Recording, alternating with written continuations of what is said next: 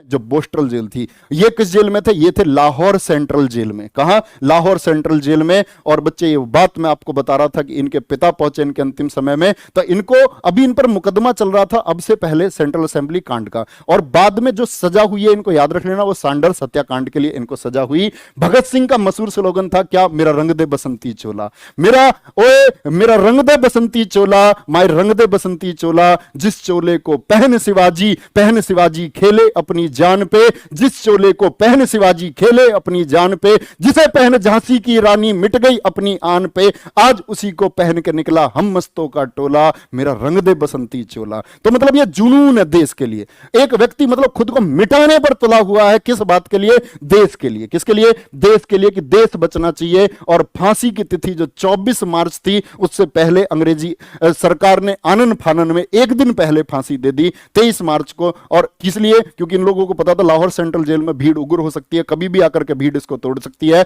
और रही बात उन लोगों की कि बचाने का प्रयास किया, तो बचाने का प्रयास सिर्फ मदन मोहन मालवीय ने किया था। बाकी गांधी जी से जब पूछा गया था कि आपने ऐसा प्रयास क्यों नहीं किया, गांधी जी ने कहा था कि मेरे पास इनको बचाने का कोई ऐसा आधार नहीं था कि मैं उनको बचा पाता, क्योंकि उस दौरान गांधी इरविन समझौता चल रहा था। उनकी 16 दिन की बैठकों में कोई जिक्र नहीं हुआ, कोई भी किसी प्रकार का जिक्र नहीं हुआ। और इरविन से भी पूछा गया था तो क्या बोला था इरविन ने एक बार कि क्या आपसे कभी भगत सिंह के बचाव के बारे में गांधी जी ने बात की थी? तो इरविन ने लिखा है, आप लोग रिसर्च करें, इरविन ने लिखा है कि हां एक दिन बात हुई थी। गांधी जी ने कहा था कि जिस दिन भगत सिंह को फांसी होने वाली है उस दिन तो कराची अधिवेशन होना तय है, बड़ी गड़बड़ होगी।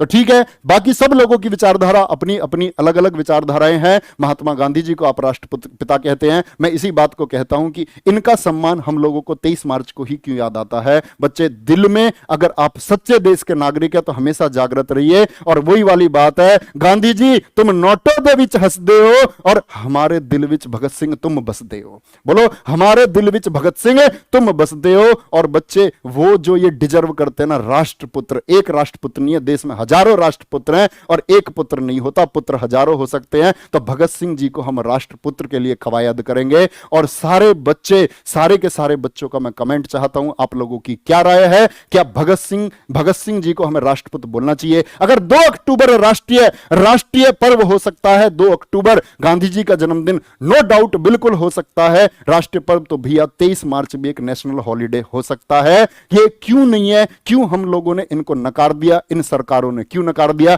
ये आवाज आपके हाथ में। आप एक युवा हैं, भगत सिंह ने कम उम्र में कुछ करके दिखाया। तो बच्चे, यही सोच आप भी देश के लिए रखो। और देश के लिए जब गर्दन कटाने की बात आएगी तो वो हम होने चाहिए जो सबसे पहले गर्दन कटा दे। देश की अस्मिता को बचाने के लिए सबसे पहले जान दे दे, वो हम होने चाहिए। तो बच्चे, अपना इस वीडियो को सभी लोग दोस्तों अपने सबसे शेयर करें, सबके पास पहुंचाएं, ताकि ये विचार सबके पास पहुंचे कि इनका बलिदान कितना बड़ा था, निस्वार्थ बलिदान है। अपना ध्यान रखें और कमेंट सेक्शन में अपनी राय जरूर लिखें। टेक केयर, बाय बाय, जय हिंद, जय भारत।